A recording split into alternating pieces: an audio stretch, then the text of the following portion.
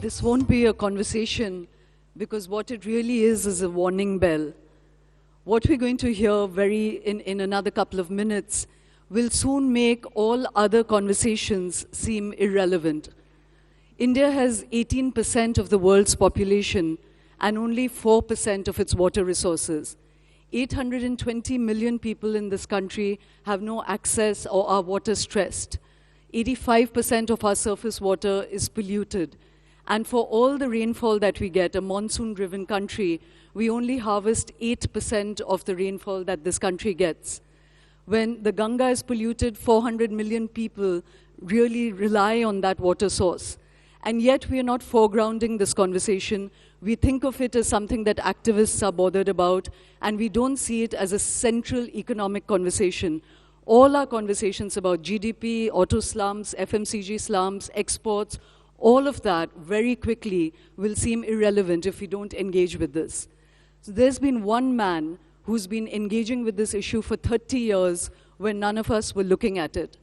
And right now he's coming from the field, having done a nationwide survey to really bring home to us the extent of this crisis, how it is not really a nature-made crisis as much as a man-made crisis with an absence of management, an absence of good policies, as well as a kind of intrinsic distributive justice that is not taking place. The sheer share of what we in urban India consume as opposed to what rural India consumes, all of that is part of the water crisis that we are facing. And as I said, this is not going to be a conversation. P. Sainath is going to be telling us about this. And just one little anecdote brings home to us how this impacts people's lives.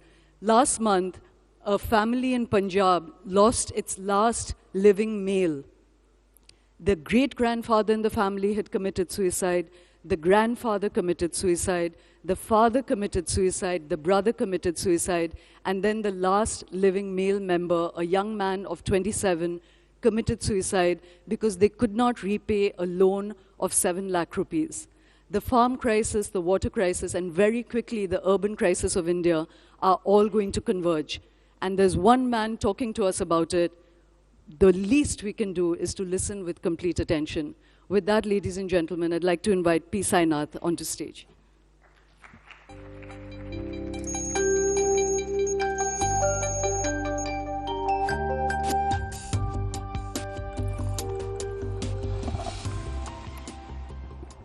Thanks very much. You'll forgive me if I race a bit. I'm acutely aware that I'm one of those standing between the audience and lunch, and that's dangerous territory to occupy. So I will race a bit. The politics of water, which I'll be talking about, and the thirst economy, the politics of water are quite different from politicians on water. And also the way the media covers the issue doesn't help the kind of water crisis we are facing. In fact, if you look at the last 2 weeks or 3 weeks of headlines and front page news on the rains, essentially they're telling you the deficit has been made up. So much excess water is there. This is a pretty dumb and silly way of looking at the water problem. Torrential rain doesn't recharge the water sources. In fact, it leads to soil erosion. The way water is spread and distributed by the rainfall has everything to do with success and failure in your agriculture. Okay. Now take the district of Anantapur in Andhra Pradesh. 20 years, it's had the average amount of rainfall is normal. 16 of those 20 years, it has had to declare drought. Because you have 300 of its 545 millimeters coming in 24 or 48 hours, and then a 60 to 75 day dry spell. Farmer sows twice, loses twice, because the water doesn't come when you need it. And we are not placing the discourse on water in the larger framework of what is happening with climate change and climate crisis, and that is going to get more and more and more acute. So the idea that the normal is so much, and if we get that much in the year, the problem is solved is pretty dumb. In fact, the meteorological department last year came up with a new category, new to me anyway, and I followed their data, and I appreciate the IMD as the India Meteorological Department as an institution. We tend to reassure ourselves. So in the 2018, they spoke of a near normal monsoon. To the best of my knowledge, there is no such category in the last 100 years of the IMD. No more than a guy in the ICU is near alive. Okay? There is a deficit, there is normal, and there is excess. The near normal was a phrase termed because you were 9% below the aggregate that you should have got in that year, in the monsoon. 9% is a national figure. It's a national figure averaging all the regions. Okay? But if you broke it up, it was Marathwada, 25%, Vidarbha, 27%, Northern Karnataka, 27%. And then, what happens with the PMR, the post-monsoon rainfall, the deficits, according to the same IMD data, were 80 to 88% in 7 regions.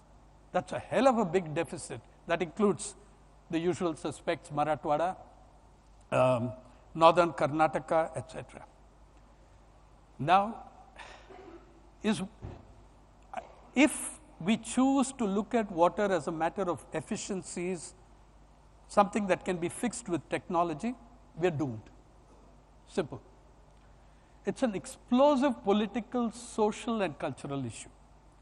And there isn't enough water to go around fulfilling the illusion created that we will somehow irrigate every acre of land in this country. That water doesn't exist in the world to irrigate every acre of land that we cultivate. We should be thinking about dryland farming, planning more for dryland farming and lower water use farming. Anyway, you look at every single major intra-regional, intra-state dispute in this country, the ones that stick out enormously are water. What's the biggest political problem in the south of India for 100 years or more? Sharing the Kaveri dispute between Karnataka and Tamil Nadu. Between Tamil Nadu and Kerala, it is Mullaperiyar. Between Kerala and Karnataka, it is the Kabini River's water. Between Karnataka and Andhra Pradesh, the Almaty Dam water. Okay? Everywhere. You know, some of us, I think, are old enough to remember that what happened during the Khalistani agitation in Punjab in the 80s, a lot of people don't remember that it was very closely linked to the water, the distribution of the Ravi Bias waters between Punjab, Haryana, and Rajasthan. The 28 rounds of talks of Rajiv Gandhi with Sant Longowal invariably broke down on the issue of water, not on the issue of Gurbani on Doordarshan or anything like that. It broke down on the sharing of waters. You know, those who write about the coming water crisis or that the next war will be fought over water, I mean, I don't know where they've been living. Wars have been fought over water for 2,000 years in recorded history. They've been fought over water for 2,000 years. Second, every day there are huge issues of transfers of water and conflicts over water that are not just at the intrastate or the intra-regional level or the intra-district level, say within the old unified Andhra Pradesh, Telangana versus AP, or even Kurnool versus Mehboob Nagar. It boils down to individual families. In Kurnool a few years ago, a farmer died, leaving 20 acres of land to his 5 sons. Right? Simple. 5 sons, 4 acres each, problem solved. Instead, the younger brother killed the oldest brother. The younger brother killed his oldest brother. What were they fighting about when the land delineation was so easy, when the land division was so easy? They were fighting about which 4 acres had the bore wells on it, which of the sons would get that patch, because the bore wells tended to be concentrated within a few acres. So a brother killed a brother, right from states fighting, or look at India's problems with Pakistan, whether you're talking about Baglihar, that side, or the Teesta and the Farakka barrage on the other side with Bangladesh, or the Kosi barrage with Nepal, or your Brahmaputra problems with China. There is no gigantic problem you are involved in which does not in some way reach into water. So we need an entirely different way of thinking about this. Also, for instance, in trying to think of how water can be efficiently allocated, etc., etc., don't forget the social and caste dimensions. This country, for 1,000 years and more, irrigation in this country has a distinct caste geography. Going back to the old times when the most dominant or the forward caste tilled at the headwaters, the intermediate castes at the middle waters, the Shudras at the tail waters, and the Dalits excluded entirely from water, entirely on the southern outskirts of the village, because most streams run north to south in the country. And to this day, you read about a Dalit woman being stripped and thrashed for trying to take water from the well of the main communities, the main well of the village from which they are excluded. So if you don't figure in these social and political factors into your water crisis, you're not going to go very far. Now, what is this thirst economy that I speak of? I'm going to take two elements in the time we have. In the state where you are today, which is Maharashtra,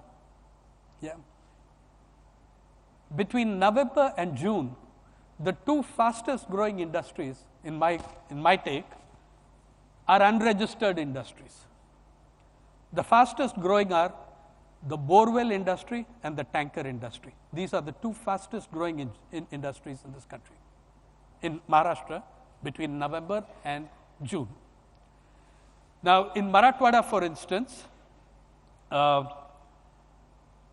you will find in Osmanabad, Beed, that side, in the peak period from March to June, you will find in every village there are at least 3 attempts at sinking a borewell per village.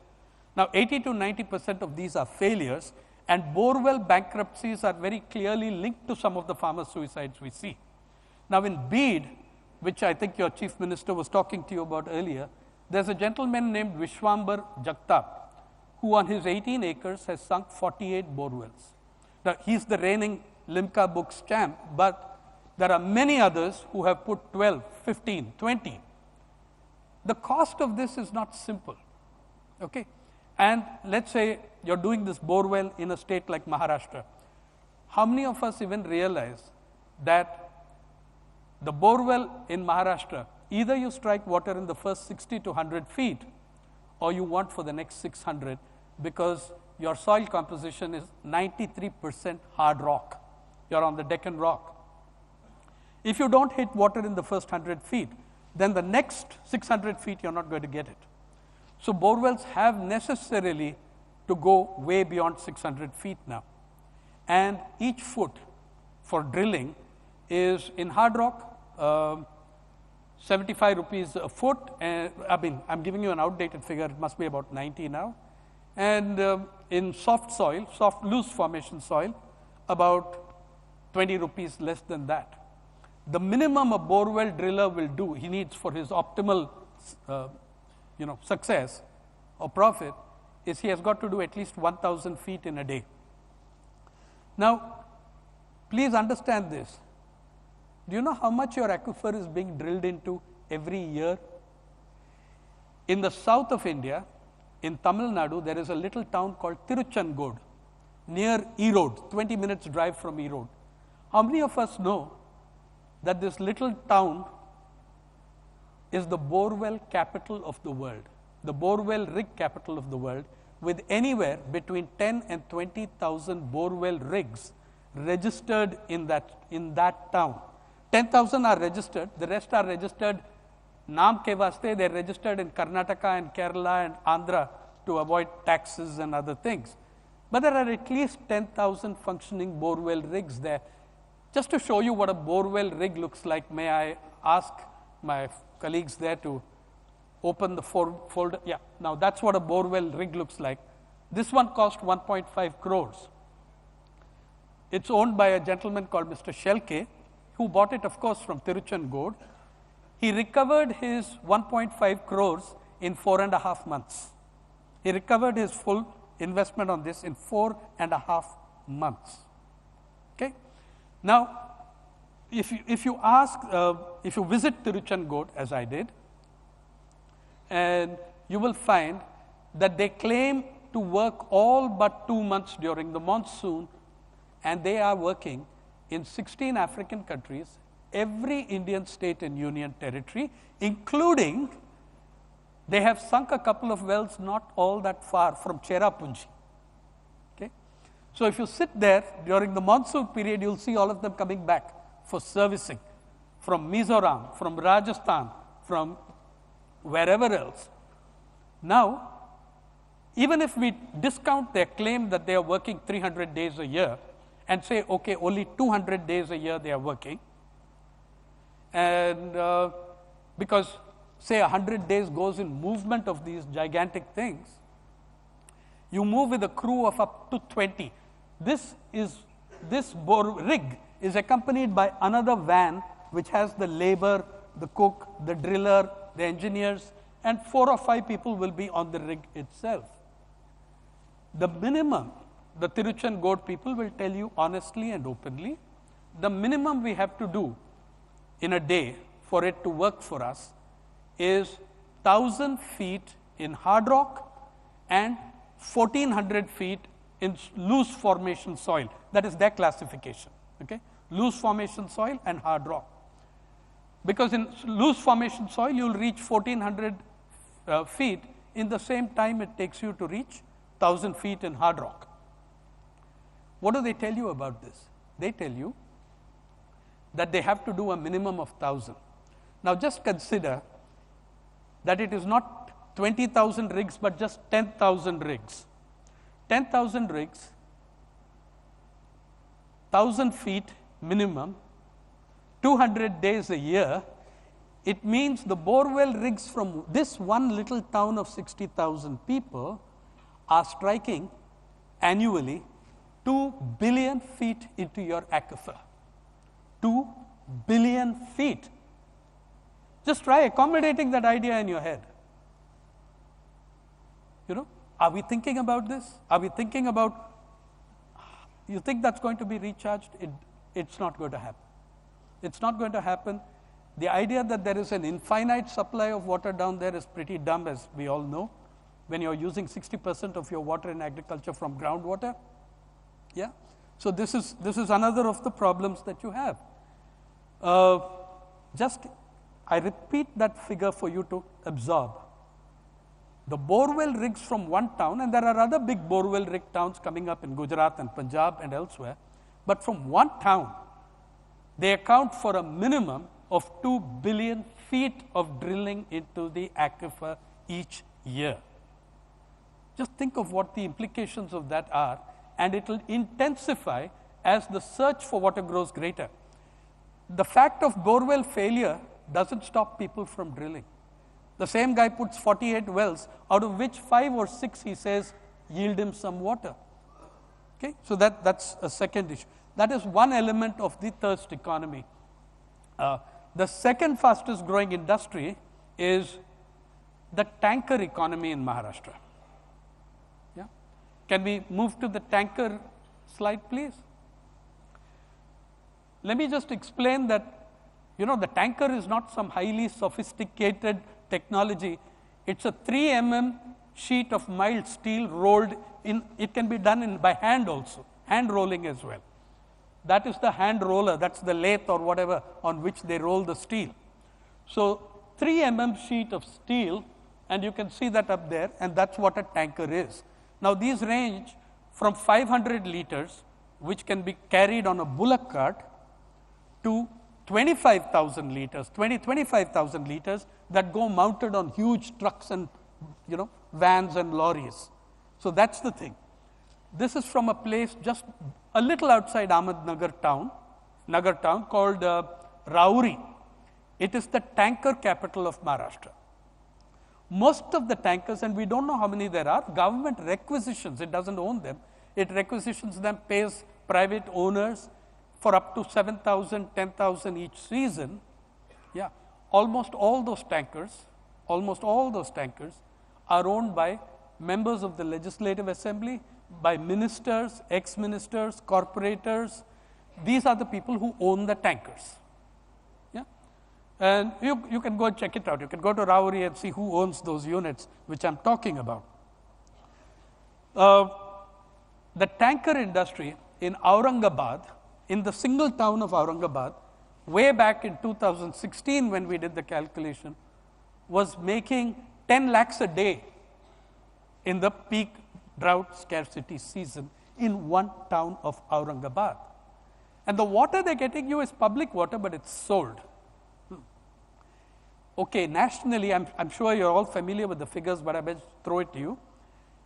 India's per capita availability of water in 1951 in cubic meters was 5,177 cubic meters. By 2001, 5,177 cubic meters had fallen to 1,816 cubic meters. By 2011 census, it fell to something like 1,514 cubic meters, a 300 cubic meter fall in 10 years. When the 21 census comes, I don't want to speculate on what that figure will be, but you better worry about it. You need to worry about it. Now, the crisis, as I see it, I mean, occurs in 5 daily transfers of water. It's all very cool to blame nature and the invariably cliched headlines, nature's fury or cruel nature. A hell of a lot of this is about what we have done to the water and how we use the water and how we prioritize our use of water. Right? There are essentially 5 transfers which I'm speaking about.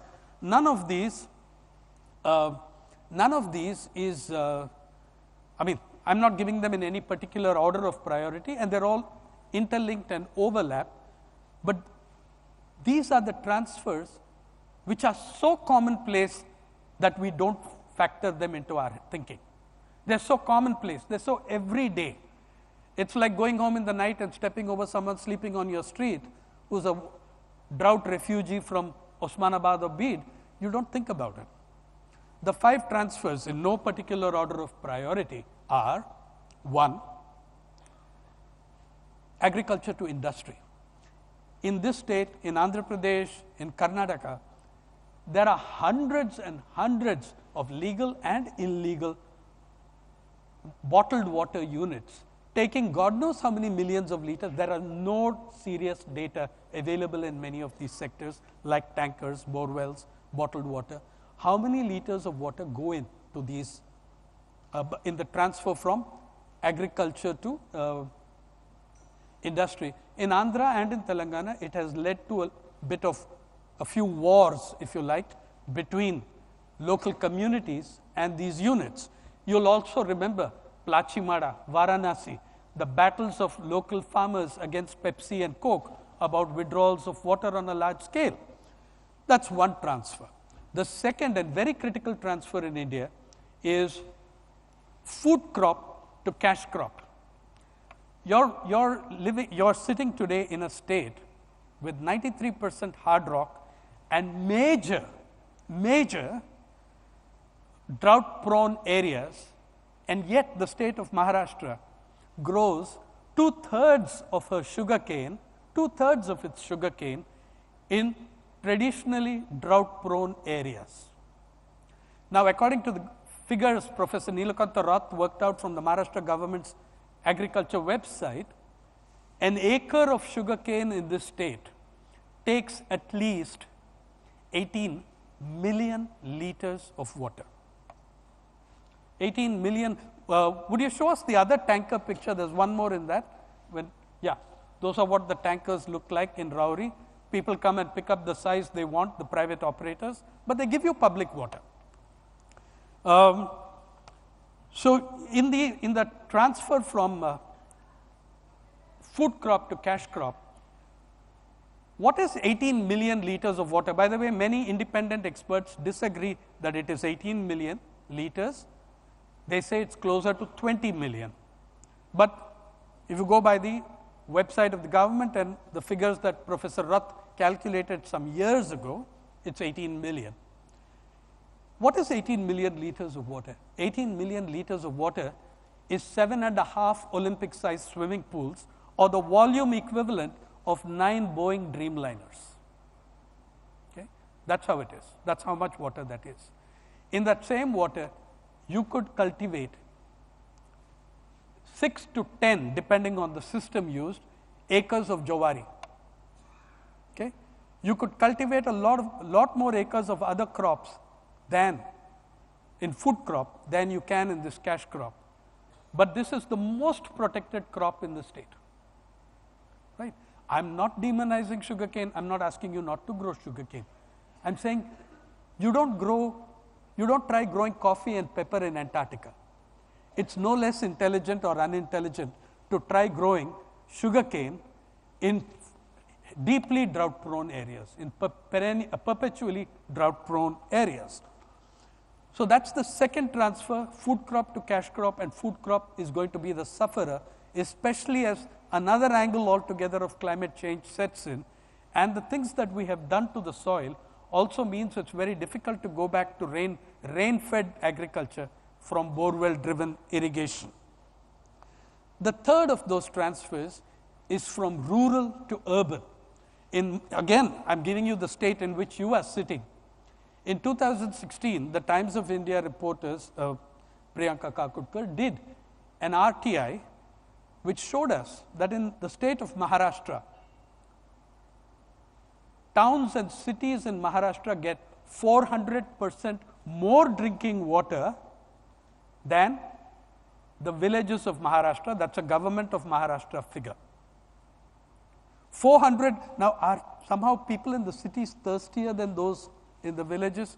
Is their fluid replacement level demand greater than those who do physical labor in their lives? Obviously not, but they get 400% more water than the villages do. Yeah? Now I live not very far from here in an area called Bandra Reclamation. I've lived there since 1989. I have never had a day without water. I have never had an hour without water in my flat. Yeah? But all our water comes from 5 lakes in Thane, from the Vaitarna, Tulsi, the 5 lakes of Thane, which are deeply embedded in Adivasi territory. Their water comes to us, but try going and looking for a piped connection in an Adivasi household in Thane. There are deep issues of justice involved in our water crisis. Try going and looking in Thane for how many households have piped water. I get their water. So I'm cool. I don't have any water crisis. The idea that 21 cities are going to be in trouble, man, 2 lakh villages are already facing that situation, which we are worrying about the cities facing some time from now.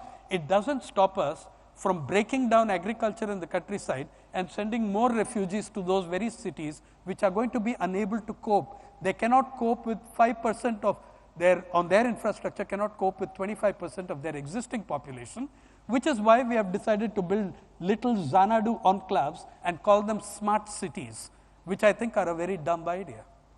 Okay? Your Bhopal smart city, your Indore smart city, by its plan, is going to work for 2.8% of the existing population of Indore. Now, on the one hand, you're opening the floodgates of migration to the cities. On the other hand, you're saying, I cannot cope with the city, I cannot cope with its water distribution, with its health, with its education, with its transportation needs. So I'm going to build a little privileged enclave called a smart city. There are serious issues of conflict, social conflict, tension, and caste conflict and class conflict that are going to arise from those directions that we have chosen. The fourth transfer is from poor to rich. Now, all 5 transfers are from the less privileged to the more privileged. But let me give you one example which India today covers every year. Every year in summer, you have those photographs, don't you, of poor women in Marathwada standing in kilometer-long queues near the tanker. Who hasn't seen that photograph every single year in summer in one newspaper, magazine or the other? Has anyone considered how much that woman pays for a liter of water? Yeah. At the beginning of the season in Marathwada, she will be paying 45 paisa per liter. And actually the cost is higher because she has spent 3-4 hours standing in the queue. She has spent hours standing in the queue plus the 45 paisa per liter, opportunity cost, whatever you want to call it. By the peak of the scarcity season, and that's what the thirst economy is about. Let me say this, the two greatest crops in the world are not rice and wheat. The two greatest crops in the world are hunger and thirst. And it's the exploitation of that, of the scarcity of those, that yields more revenue historically than all the other industries put together. Okay? So she is paying 45 paisa at the beginning of the scarcity season, up to a rupee per liter by the end of the season. In the same Marathwada are 24 beer and alcohol units, which get 5 million liters of water daily at 4 paisa per liter. So that woman at the peak scarcity is paying 25 times what industry does. Okay?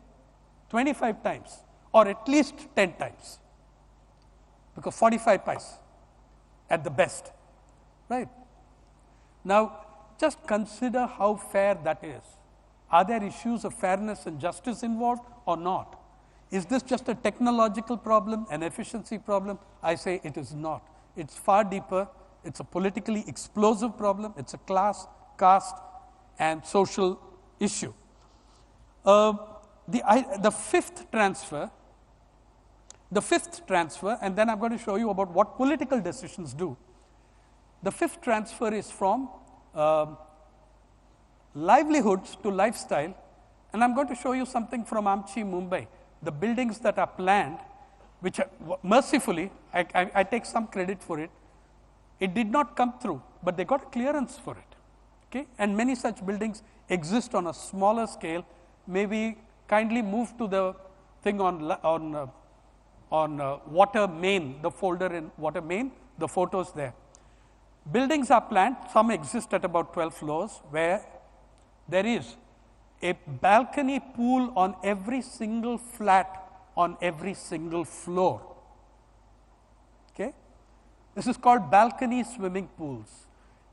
As I said, I'm proud to say that this didn't finally happen. That building exists today, but there was a lot of protest and they couldn't go through with building those things. But they had got clearance for it. They will get clearance for it. I'm very sure one day they will put it there. Now, if you're the kind of reporter that I am, you go and speak to the construction laborers who are working there. Who are you guys? Where are you from? Sahab, hum shetkari sahib, we are farmers. Okay. Hum shet mazdoor, we are agricultural laborers. Then what the heck, I ask, are you guys doing here building swimming pools? Okay. In one of these structures near Pune. They say what to do, there's no water in the village. There's no water for agriculture. They have left their villages because agriculture has no water and come to the cities to build your swimming pool and mine. Just consider that. Is there an issue of fairness and justice or not? You're going to have to prioritize what you will use your water on because you are running out of it exceedingly fast. Can we move to the next picture, please? This is how it is to look when completed, okay? One of the projects. The bottom 10 floors, by the way, are entirely for parking so that we can create our own private climate crisis. Yeah? The bottom 10 floors are just for parking, and each floor you can see this, and this is one side. I don't know whether they were supposed to come up on the other side. I did not take sneak pictures or anything. This is from the advertising of the builder. Okay? And the 75th floor is a modest penthouse linking the two towers with a bigger swimming pool because the builder is a big guy. So you have, can we move to the next one? This is the artist's vision or nightmare, as you will, when it's completed, how it will look at night and the amount of energy it will consume. Now, I'm being a bit mean about Mumbai, which has been my home for 36, 37 years.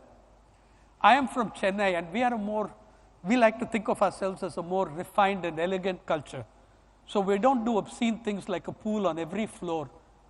One on every third floor will do. Can you move to that picture, please?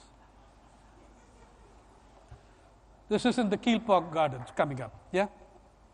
So my favorite, though, is if you drive down, and tomorrow, if any of you do this, drive down from Mumbai to Pune. What are the hoardings you see en route? What are the maximum number of hoardings? Luxury villas with exclusive swimming pool. That is a very, very important part of it. They're a bit unsporting. Whenever I write about it, they remove those things immediately. Can you show me the next one? This is my favorite. Luxury homes with an attached forest reserve. It's a real marvel. I think the builder is appropriately named. Yeah. In this state, the damn tiger can't find a protected forest reserve where it isn't shot dead. Yeah. Remember Avni, the tigress, how she was shot dead. But the builder gets the protected forest reserve. If it wasn't, it would be funny if it weren't real. And it's actually happening. Just motor down from Mumbai to Pune and see the number of boards. All of them will emphasize the pool. This is your livelihood to lifestyle. Guys, when this city, Maharashtra, had four of 5 golf courses in 1991. Today, we don't know how many, but it's well over 20. The average golf course takes 1.8 million liters of water a day in season for 19 holes. And they use no other sport uses so much pesticide, because you've got to have the grass just so. It's got to be perfect, right? The pesticides from these flow into the neighboring farms and contaminate the water and soil of farmers around the world, particularly in the Philippines. There have been shooting wars between farmers and owners of private golf clubs. Philippines has had 4 or 5 major outbreaks in the decade 91 to 2001 of that kind of warfare between them, right? Then there are the political decisions. And so I'm saying these are your 5 transfers, right? Agriculture to industry, food crop to cash crop, urban to rural, poor to rich, and livelihoods to lifestyle. The livelihoods to lifestyle, we could go on all night showing you what kind of things happen to water in this country. And we are worrying about the cities. We're not really worrying about the cities, because the cities are not one compact class group. They're not one homogeneous group. How much water per capita does Ghatkopar get as against, say, Cuff Parade or Malabar? What is its consumption? The difference is in hundreds of liters per capita each day. Okay? So you're looking at a serious class issue as well in that. And then there's the political stuff. In 2016, major rivers in the state of Maharashtra, originating in the state of Maharashtra, ran dry. The Godavari, a sacred river to the people of the state, which it emanates from a place in a mountain called Brahmagiri, comes down to a Ganga Sagar, and from there goes subterranean wise into the Ramakunda, which is the sacred bathing ghat, mentioned in literature for at least 1100 years. That's where people dispose of their dead, like your Varanasi Ghat, it's the equivalent, but you also have your Shani Snan there, like you do in the Varanasi Ghat. 2016, my colleague Jaideep Hardikar and I, both of us for the People's Archive of Rural India, decided we would visit the source of 7 rivers and figure out why they went dry. It was entirely a man-made disaster.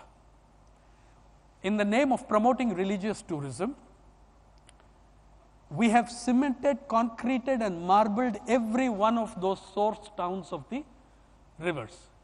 The water can't breathe. The earth can't breathe. The same phenomenon creates drought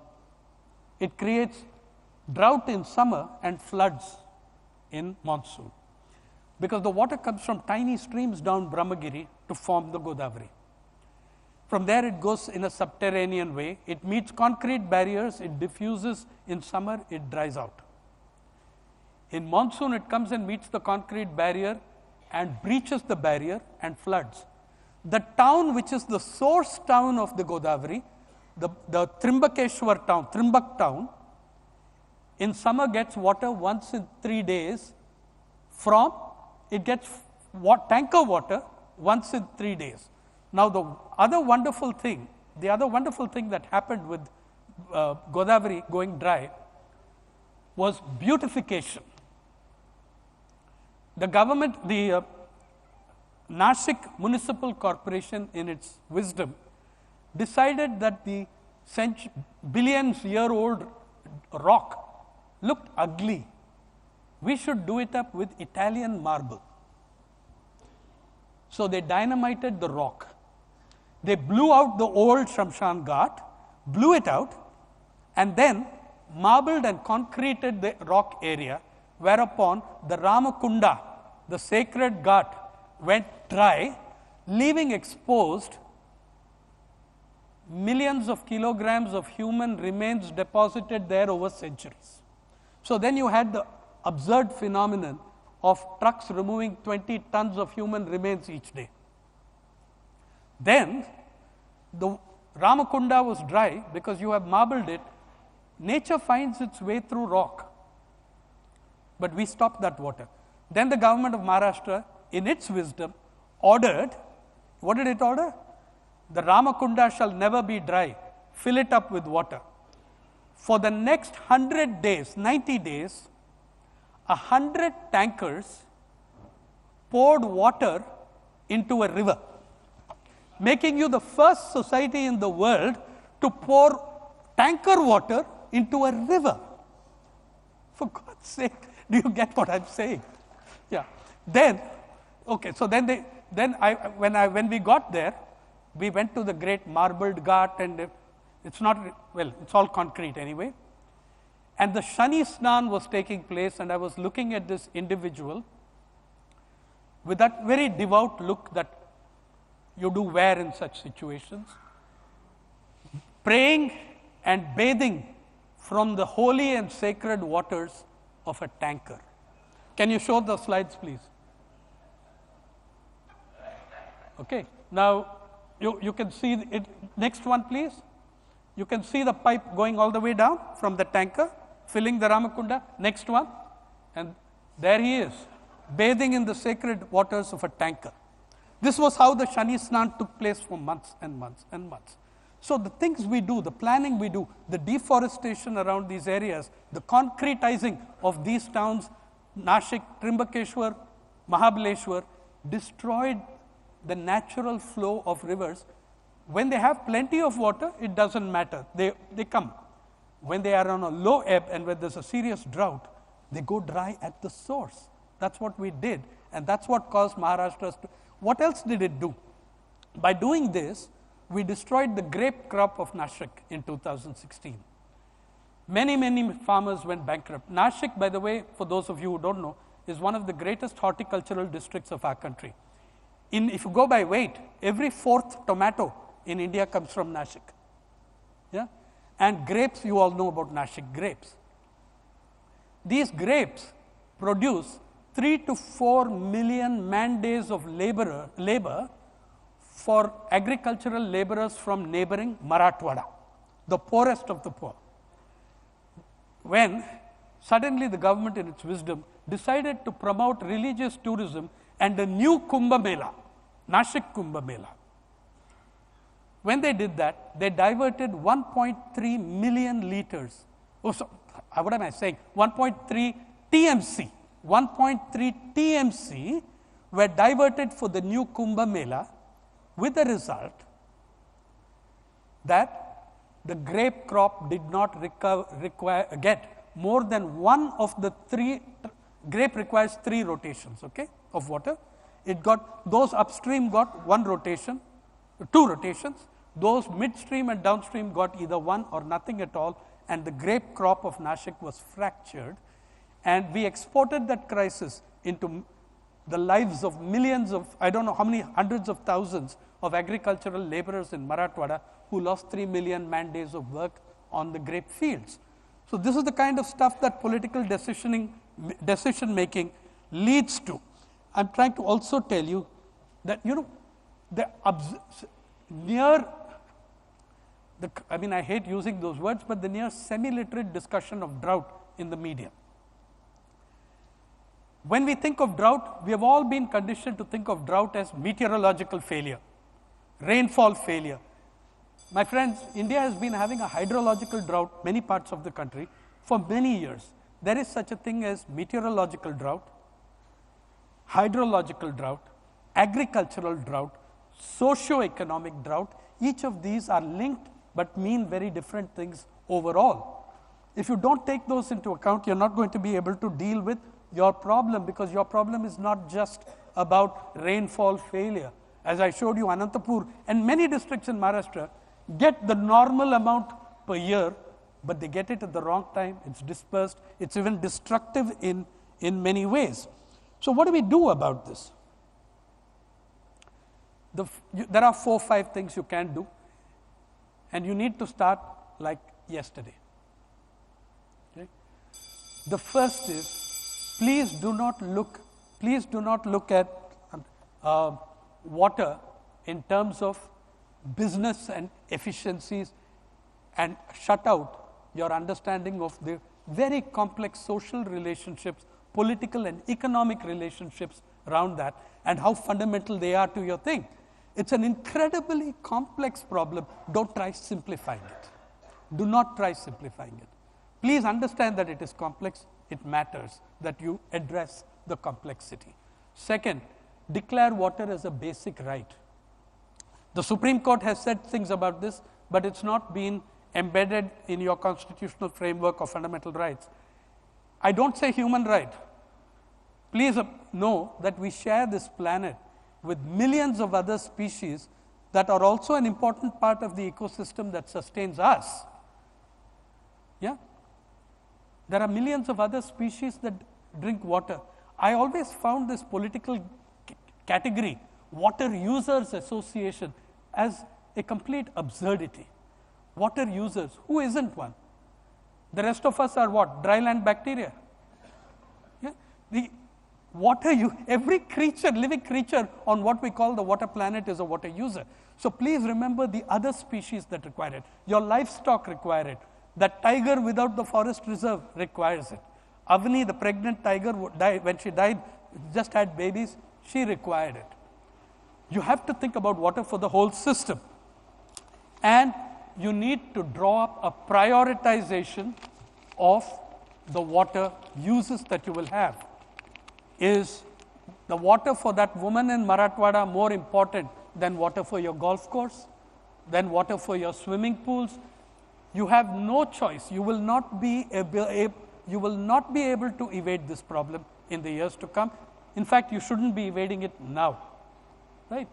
Uruguay, a tiny country of 3 million people, had a referendum in 2003-04 where they declared that water was a nature's resource to be shared by everyone and could not be privatized. Think about it. Water is a basic right. Don't avoid complexity. Let's discuss and debate this issue. Try understanding it for the political, social, economic, cultural issue, caste and class issue it is. Thank you.